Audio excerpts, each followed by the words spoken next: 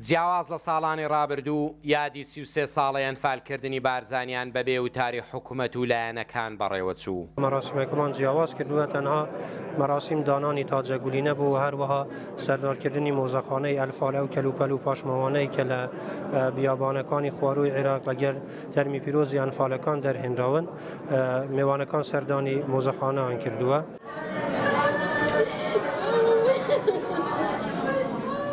33 ساڵ بەسەر ئەنفالکردنی بارزانیان تێدەپەڕێت.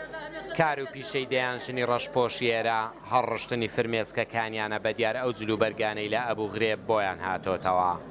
جیاوازیەکی دیکەی 33 ساڵەی ئەنفالی بارزانیەکان بنیادنانی بینای بەڕێوەبەرایەتی شەهید و ئەنفال کراوان بوو لەلایەن دەستگای خێرخوازی بارزانی. بینایەکە کە بە کلفەیەکی کەم بەڵام شتێکی ڕێکوپێک دروست کراوە. 313 ملیۆن و 808 هزار دیناری پێچووە بیناکە، بەڵام بینایەکی پوختە. هەموو ئەو کەسانەی کە لە بیناکەدا ئیشیان کردووە کوڕە شەهید و ئەنفال بوونە. ئەنفال زیانی مادی و معنەوی گەورەی لە دوای خۆی جێهێشت. بە جۆرێک هێندەی نەمابوو کورد تێدا لەناو بچێت، چونکە حکوومەتی باسی عێراق بەرنامە و پلانی قڕکردنی دانیشتوان بوو. بەو ئاقارەش دەڕۆیشت.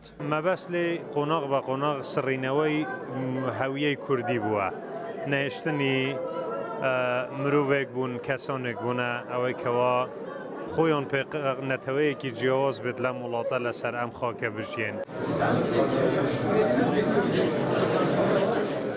لە ساڵی 1970 ئەنفالکردنی کورد لەلایەن حکوومەتی باسی عێراق دەستی پێکرد و کە تێیدا 8,000 بارزانی ئەنفال کران و دوای ئەویش پرۆسەکانی ئەنفال بەردەوامیان هەبوو تا ساڵی 1970 و نزیک 7,729 کیلۆمەتری دووجای لە ڕووبەری باشووری کوردستان گرتەوە.